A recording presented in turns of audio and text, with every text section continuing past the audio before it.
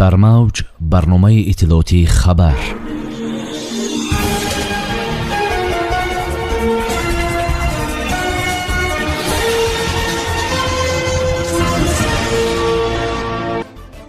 аз бузи алпӣ то бизони амрикоӣ президенти мамлакат дар ҳизор мамнӯъгоҳи ҳайвоноти нодирро кушоданд. аз мактабҳо то меҳмонхона сохтмонҳое ки соли 2022 аз сабукиҳои молиётӣ бархурдоранд. шукуфаҳои пойтахт 350 нафар кӯдакону наврасони эҷодкору соҳибистеъдодро дар пойтахти фарҳангии иттиҳоди давлатҳои мустақил сарҷам намуд. шартҳои асосии зиёрати Макка дар соли 2022 номбар шуданд. Русия фурӯши машруботро дар соли нав манъ мекунад.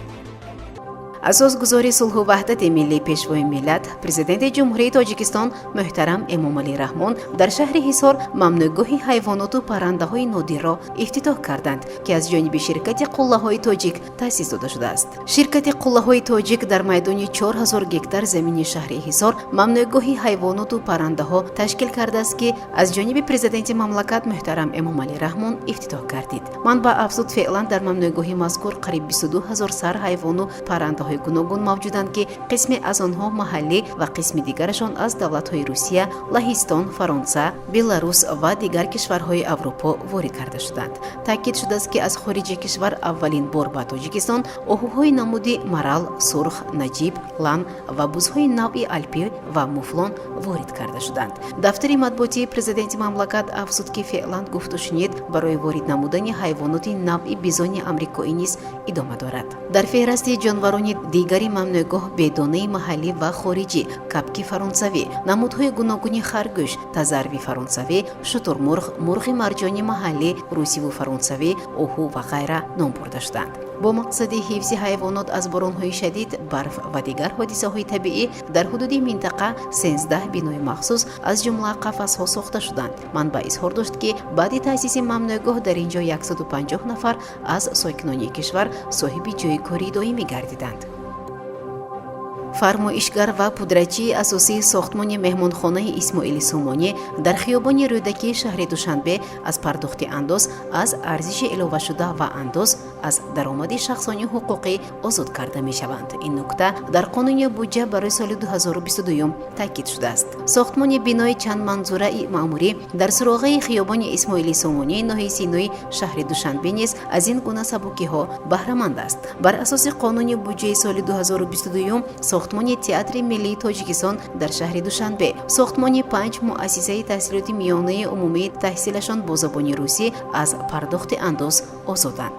ин макотиб барои 1200 ҷойи нишаст дар шаҳрҳои Душанбе, Бохтар, Хуҷанд, Кӯлоб ва Турсунзода бо маблағгузории Федератсияи Русия бунёд мешаванд. мактабҳое ки ширкати чинии ТВА барои 1200 ҷойи нишаст дар маҳаллаи 14 шаҳри Ваҳдат ва барои 1200 ҷойи нишаст дар деҳаи Эло, ки ноҳияи Файзобод месозад, аз сабукиҳо бархурдор мебошанд, омадааст дар қонун.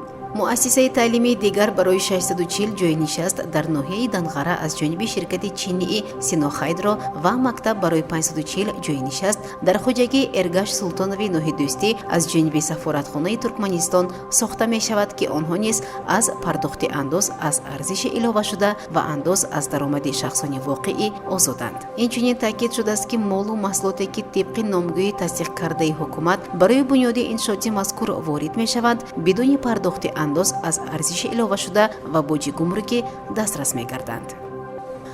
дар кохи сурӯши пойтахт маросими ифтитоҳи расмии фестивали байналмилалии эҷодиёти кӯдакону наврасони кишварҳои узви иттиҳоди давлатҳои мустақил шукуфаҳои пойтахт баргузор гардид. дар он 350 нафар кӯдакону наврасони эҷодкору соҳиби истеъдоди кишвар иштирок ва ҳунарнамоӣ карданд. иттилоъ медиҳад Амид Ховар. зимни ифтитоҳи маросим муовини раиси шаҳри Душанбе Мавсума Муинӣ паёми шодбошии раиси шаҳри Душанбе муҳтарам Рустами Эмомалиро ба иштирокдорони фестивал ироа намуд. намуд. зикр гардид ки фестивали байналмилалии эҷодиёти бадеии кӯдакон ва наврасони кишварҳои узви иттиҳоди давлатҳои мустақил шукуфаҳои пойтахт бо мақсади фароҳам овардани шароити мусоид баҳри таҳким бахшидани муносибатҳои дӯстона миёни кӯдакон ва наврасони соҳибистеъдоди ҷумҳурӣ ва кишварҳои узви иттиҳоди давлатҳои мустақил, омӯзиш ва эҳтиром ба таъриху фарҳанг, адабиёту санъат, арҷгузорӣ ба тамаддуни ҳамдигарӣ дар ин замина мусоидат намудан дар муаррифӣ ва рушди эҷодиёти мусиқиву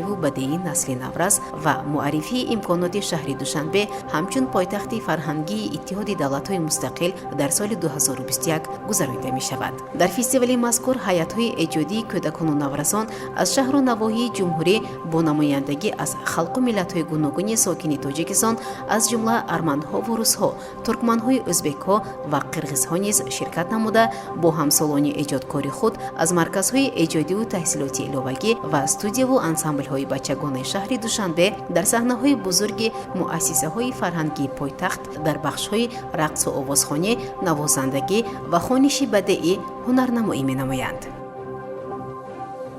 зоироне ки ба Арабистони Саудӣ ба Макка барои зиёрати хонаи Худо мераванд, бояд аз карантин гузаранд, менависад РИА Новости. ба гуфтаи муовини раиси идораи динии мусалмонони Русия, муфтии вилояти Москав Рӯшан Абиясов, мусалмононро зарур аст ки дар меҳмонхонаҳо низоми худҷудоиро риоя кунанд. пас аз расидан зиёраткунанда бояд дар меҳмонхона 3 рӯз аз санҷиш гузарад, зеро зарур аст барои ин муддат ҳуҷра иҷора гирифт ва дар як рӯз 3 вақт хӯрок фармоиш дод.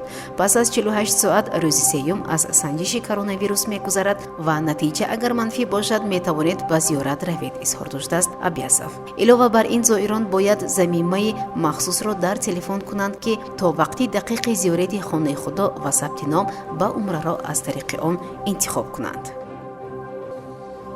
Думаи давлатӣ пешниҳод кард ки дар соли нави 2022 дар фурӯши нӯшокиҳои спиртӣ маҳдудият ҷорӣ карда шавад. дар Русия дар рӯзҳои таҷлили соли нав фурӯши машруботи спиртиро ба хотири риояи манфиатҳои умумӣ маҳдуд кардан лозим аст, гуфт Султон Ҳамзаев, узви Кумитаи амният ва мубориза бо фасоди Русия. шароб дар арафаи соли нав харобкунандаи ҳаёт ва саломатии шаҳрвандони мост. ҳама чизро танҳо ба дасти соҳибкорон гузоштан ғайриимкон аст, зеро вазъият то рафт сангинтар мешавад, гуфт вакил.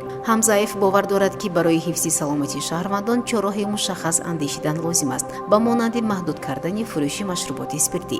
ин муҳим аст, зеро баъзе аз шаҳрвандон меъёри нӯшиданро аз даст медиҳанд, гуфт ӯ. ба гуфтаи вакил тамоми рӯйдодҳои солинавӣ дар кинотеатрҳо, театрҳо, осорхонаҳо, ҳавзҳои шиноварӣ ва комплексҳои варзишӣ бояд ройгон бошанд, яъне ба тавре шаҳрвандонро машғул кунем, пас мо одамонро аз хона берун ва аз шиша дур кунем, гуфт ӯ. ба гуфтаи намояндаи Думаи давлатӣ санаи 15 декабр ҷаласаи гурӯҳи кории байни фраксияҳои вакилони мардумӣ дар назар аст ки дар он ҳамчунин масъалаи танзими фурӯши машруботи алкоголӣ дар рӯзҳои соли нав баррасӣ мешавад.